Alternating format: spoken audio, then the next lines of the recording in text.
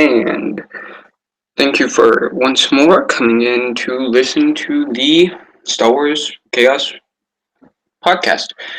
Okay, I'll be doing this one solo this time, basically because just time constraints. It was a quick idea, and I didn't want to fall behind in the recap of the events that I am still doing research on at the moment. But in order to split up the work, so to speak, I will be doing these in sessions. The first session will be on the rifts and a few of the dominions that I found interesting for their own rights. Okay, now you should be seeing a screen here that is very unclear now that I look at the YouTube. Sorry about that.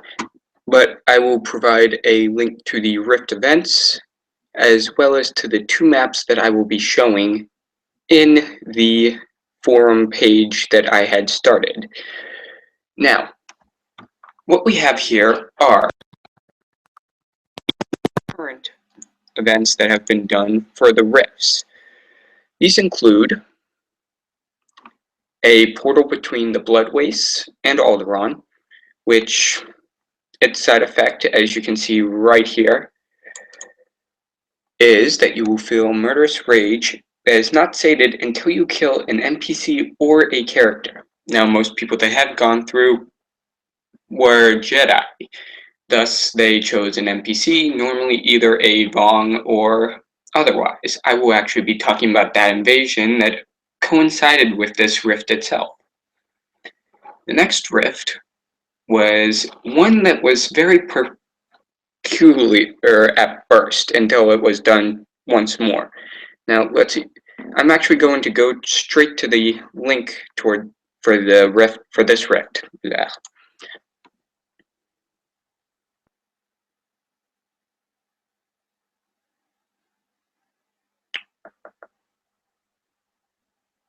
Sorry about the delay there. It had to take a second. Gotta love dorm internet. Anyways, now I'm gonna focus on the OOC portion, but just a quick overview. Akala starts well, I assume it's Akala. It doesn't actually say her name anywhere, but I assume that's her muttering to Arumi, who now has his feet glowing on fire. He starts feeling guilt, despair, and he becomes a catalyst for a rift. Now, the OOC portion. The rift is actually located in the character. If you make physical contact with this character, you will be sent to Dathomir, which is the planet known for the Dathomiri witches, such as, say, Ventress and so on. Arumi's eye also cannot enter his, but he can exit and enter other rifts. In doing so, though, his rift reverses, and anybody touching him then gets transported to the Sinner's Despair, which I will now be going through that real quick for you guys to tell you what the Sinner's Despair is. But first, the forced condition. The forced condition for this one is an overwhelming and crippling grief and sorrow, and you must explain this grief to the first person you meet. Now, I don't know if that coincides with, say, an event in your character's history. I assume it's all up to you whether it's just some sadness that you don't know, or if it's an event that your character suddenly relives to itself and then has to explain to someone else. Once more, I don't know. It's Tef's event. Now, yes. Okay, now, Sinner's Despair is a place with Netherworld. There's two places, Chaos and the Netherworld. Chaos is for the darker souls that go. Now, from the picture and from what I could really understand, it depends on the victim themselves what this truly looks like to them, which is hard for me to really understand, but from what from what I understand, as it's saying right here in this second paragraph in the description that I'll hover the mouse over right now, all the victims there start in pitch black and there's a light many miles away. The victim must travel through this rocky, harsh terrain in order to get to it. Many victims break bones, they never heal. It's very dangerous. I don't quite understand truly what it is, but once you get to this light, that's where it is interesting. It turns it around, and that once you get to the light, you start feeling hopeful and happy and rejoiceful for all eternity. That it doesn't actually give you why you feel this. So it's an interesting double-sided coin, at least to me. Um, it does give a little bit of history. Like I said, I'll have the link and the actual link to the riffs themselves so that you can double look over it. Just think about how you want to introduce your character. Most likely until Rumi's eye gets out of the Nether, if he gets out, you probably won't be going to the Sinner's Rue right away. It's more likely that you'll use one of the other rifts to get to the Netherworld. Once he is out, though, it reverses. It's more likely that you won't be able to get to Dathomir from the Netherworld, but you'll be able to get to the Netherworld much easier through Rumi's eye. And to be honest, this is one of the lesser damaging places. The side effect alone just makes you despair. It doesn't say that you get to the point where you start feeling the need to, well, let's go back with the blood waste one, where you feel the murderous rage that is not sated until you kill someone. If we go to that page, the blood wastes are literally a marsh of, well, white blood. Pretty much, imagine, now I don't know if I'm getting this right, and Kane is probably going to correct me once I say this, but imagine if you've ever seen the Lord of the Rings movies. Do you remember the dead marshes? That's what I assume, that's what I imagine when I look at this. But instead of the water, there's the blood, and it's kind of harrowing in that you are, because I've started all my characters here, so I've used it several times already, but you get thrown into this place. One time you're, say, at your home, and then the next moment you're in the middle of a swamp, a marsh of blood and skeleton of bones. It's not something that people can really just shrug off. And I do like that I've been reading through it, and people have been taking into the fact that this place has been really doing it, in which it harms the thought process of the person at first. Now, that one's a physical portal. With the blood waste one, it's a physical portal in the ground. I was present for when that was open as Solon Char. This portal, which I tested, immediately sends you into a blood rage that I will be recapping on when I get to the Dominions. I'm going to move on now for time constraints.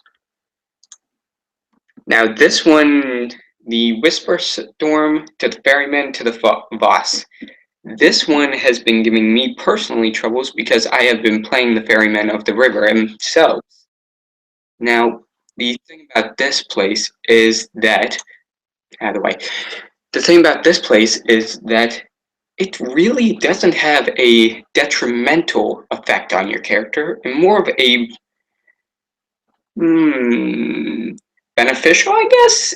It's more of an omniscience kind of effect, in which you start, you know, of all the current, because I had to clear this with Tef himself. You know of the current rifts and their locations in both the galaxy and the Netherworld.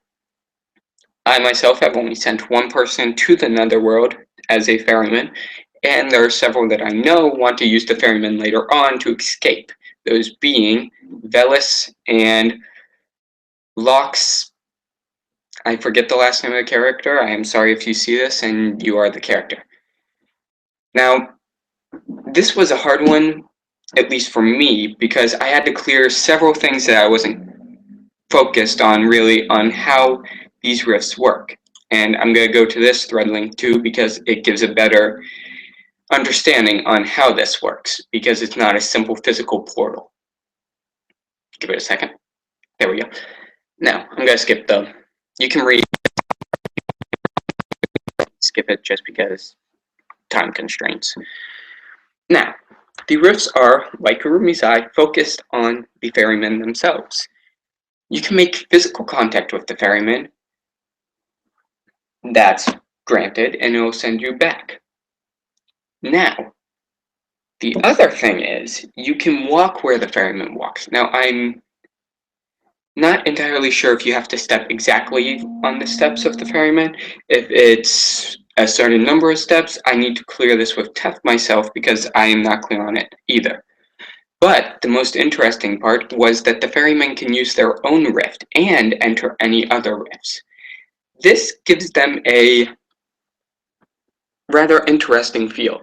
They are quite possibly for the moment, very useful tool in going to the galaxy or the Netherworld. The problem is, or at least in how I applied these ferrymen, is that they generally do not want to mess up the order of things. Thus, it is very rare that you expect a character to be able to use a ferryman to get to the Netherworld, or, in the case of Velis, use a ferryman to get from being dead to the living world. Now, do know, from what I understand, the dead can use the ferryman to get to the real world. I don't know if they stay dead after the event concludes and they go back. I don't know if it's a temporary thing.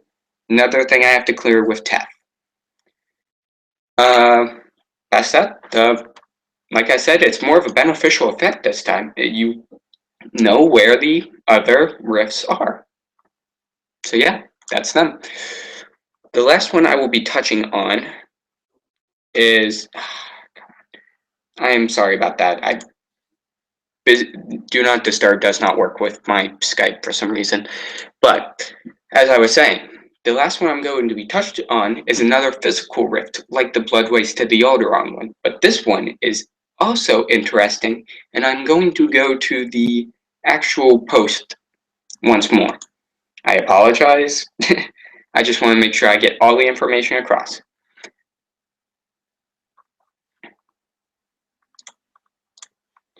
Now, with this one, we have the very curious, once more, skipping the whole I see part, you can read it, you can apply to it, whatever works for you. But this one's a short description. Interesting because it takes a part of what made the Oasis itself and adapts it to something. The thing with the Oasis, and I'll go to the page now to better explain it, and wrong one, is that in touching the water originally, you would, let me read the actual description. In touching the water,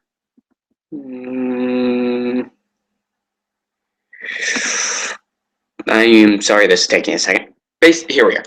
If a soul dives into the water's depths, which I assume counts as touching the water, they relive those memories as if they were happening for real. Now this is an interesting thing because you can play both these effects to you.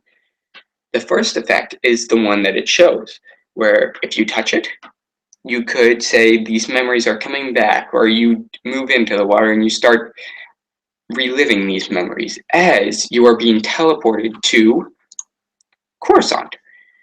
Now, what's interesting about this one is that you retain your physical appearance, but you also, sorry about that, but you also retain your ethereal form, which means you cannot manipulate physical objects in the physical world.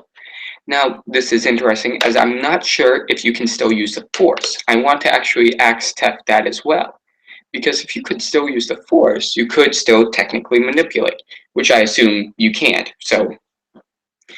But the point being, you could also mentally manipulate the physical world. You won't be able to talk to people, but the Force users maybe could communicate through telepathy. This would be an interesting thing and would be kind of the ghost over your shoulder moment. Being there, but not really being there, if you understand what I mean. There is one I did neglect to talk about, and from Boss to Whisper Storm. Whisper Storm, I honestly had not looked at before the event had happened, and I had to look at it once before. Now, this one is also located in Chaos, which is the Hell variant of Netherworld. Now, it's basically just a mass of clouds. It's hard. You get overloaded with the sounds of thunder and wind, and it's a kind of hard. I'm sorry, I'm trying to explain as best I can. It's kind of pushing on you to understand what it is that is going on around you, while also you start hearing, well, whispers. These voices are familiar but not audible to be understood, and thus this gives you a sense of longing to know what it is. And as the storm becomes loud enough to deafen you, the whispers become frantic, and it starts trying to turn you mad, really. It's extremely emotional. Your character is going to be feeling despair, helplessness, unable to stop these things, and there's nothing really to defend against. I looked it over, and it's hard to really tell how the things shrink, how the storms shrink, or how it affects your character in that aspect. But I do like the fact that it doesn't actually say that it ever ends. This means the storm is constantly going, and your character has no sense of reprieve. You have no sense of getting it to stop, and the longer you are there, the worse these whispers become. So that is a quick overview on. Sorry about that. That is a quick overview on the forces themselves. Now, I'm going to give a quick location check on where each of these are, just, because I can. It's right here. The first one I'm going to point out is the blood waste, which is this central blob of red. So that's where you're experiencing these marsh-like bloody areas. The next place is Sinner's Despair, which there is a list of locations with their links under the map. As I was saying, the next one is Sinner's Despair, which is a nice place right on the water, yada yada. It's hard to really say anything big about Sinner's Despair. It varies on the character themselves, so I can't say much about it. You have Oasis here, quite aptly named for where it's located, a bright point in a sea of despair and evil intentions. And lastly, you have, at least for the ones that have been touched on so far, Whisper Storm down here in the bottom. The last thing is outside of this map, and even inside the map some bit here, is called the Void. Your character could head that way, but the Void really has nothing applied to it. It's really a unexplored and difficult place to touch on, because you really determine what you find in there as it happens. Now, before I end this, because I am running 10 minutes till I wanted to end this, I am going to touch on the completed dominions thus far. This means any at this point that have been completed, and 3 of them that I found especially interesting to read. Because I did take a minute to look over each dominion, and I picked out the 3 that I wanted to touch on, and then I went to people to further understand what happened, some of the stuff inside these dominions, what was cool about them. So let's start with first a count on what each faction has re-dominion so far, because these are all stuff that they should have owned in the past, from how I understood it. I could be wrong. The first dominion, which is where I'm automatically wrong right there, is Quake by the One Sith. I didn't read this one too much, mainly because I had a feeling it was going to include the ruler of Quake and how she was a secret Sith and whatnot, which was pretty well known for the last year or however long she's been here, because I've known it since I joined. I didn't touch too much on that, but that's one for the One Sith. The Republic went after a planet that I had not expected them to go for first, and that was Commoner. And again, that was like Quake. I didn't really touch on that one too much because I had no real connection to that place in character or out of character. So I do apologize for not further reading it, but I didn't find as much interest in it. I'm human. Deal with it. Next off is Rendili, which was a rather interesting thing in which that the One Sith went there first. It's interesting in one fact alone. This fact is that they were able to take away what could be considered the Republic's main shipbuilding resources at the moment, with the exception of Eshin. I will point that out, with the exception of Eshin and smaller shipbuilding places. This was one of the main Republic building places, and I am highly surprised that the OP didn't go for it either. But to be fair, Omega Protectorate had a little bit to do with one of the dominions I actually did read through. Now, the Dominion of Alderaan by the Galactic Republic. This was highly expected, as, to be fair, the Republic probably had some hurt feelings over losing this and a later Dominion I will also touch on. The thing about this one is that really Alderaan is a hard one, in which it's still a Vong, well, it still was a Vong fortress world, but what I really liked about this one was they utilized the rift that connects it to the Blood Waste. More than a few, I counted at least half a dozen, maybe more, people used the rift from the Blood Waste to Alderaan to add to the story of this Dominion, and I really like that about this. Two that I even interacted with while in the Netherworld used this, those being Corvus Wrath and Keon Kerr, the Jedi Masters. There was also, I don't know if she joined the Dominion, but I know that she came out during the same time period as it. Darth Arcanix was thrown into Alderaan during this time period as well, which was nice. Again, I don't know, because I'm doing this off memory, so I don't know if she was there for this Dominion. Now, the Dominion of Kashana. I apologize if I pronounced that wrong. Now, with this Dominion, I wrote something down so I wouldn't forget it. With this Dominion, Omega Protectorate had found itself with largely most of its leaders disappeared. Sarge, Kerrigan, Teggs, and Fina Mason were all nethered, if I remember, or raptured, whatever you want to say. And from my memory, Aiden at the time was over in Corellia doing something else that I will touch on. Fun times, Aiden, good job.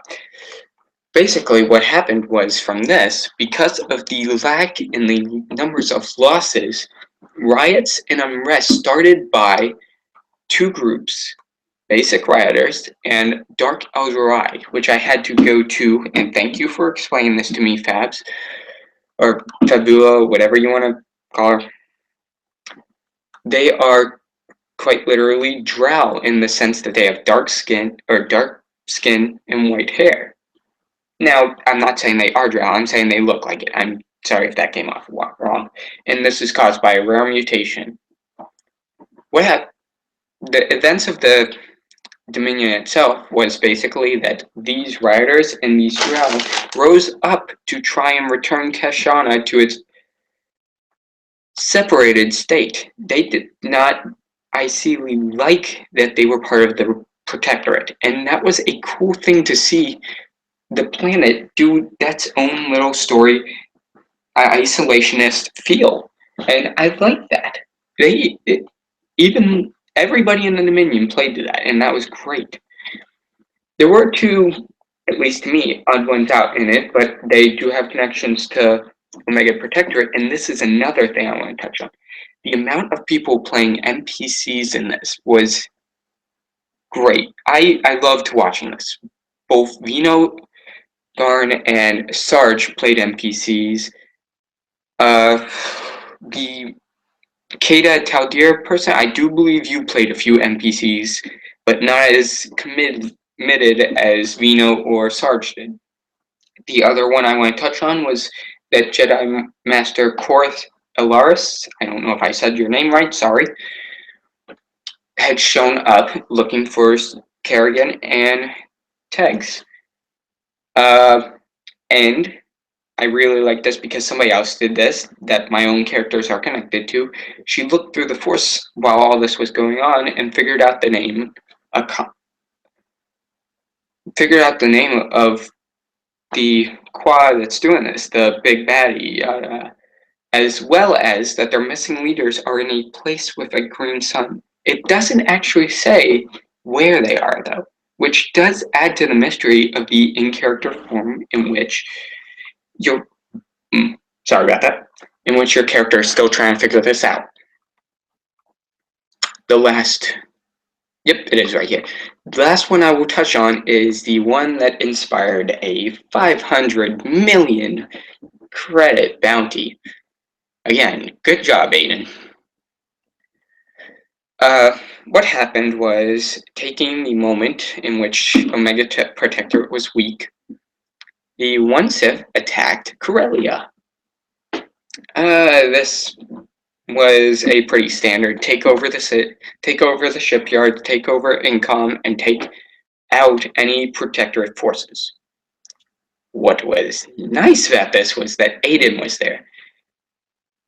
The bad part about him being there was that, in doing so, Aiden also decided if the Omega Protectorate couldn't have this stuff, the Sith couldn't either.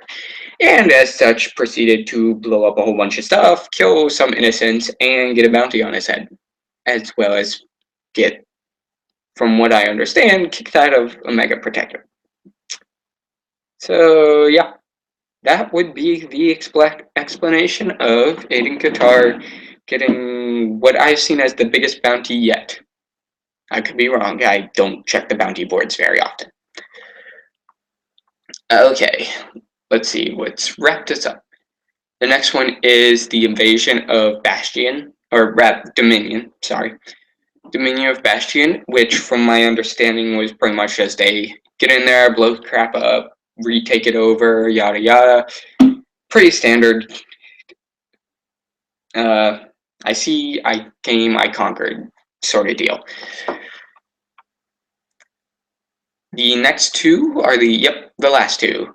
And those are the Dominions of Cato Neomedia and Manon. Manon is, again, like the Autoron factor. We lost it. We want to regain some of our pride, yada yada.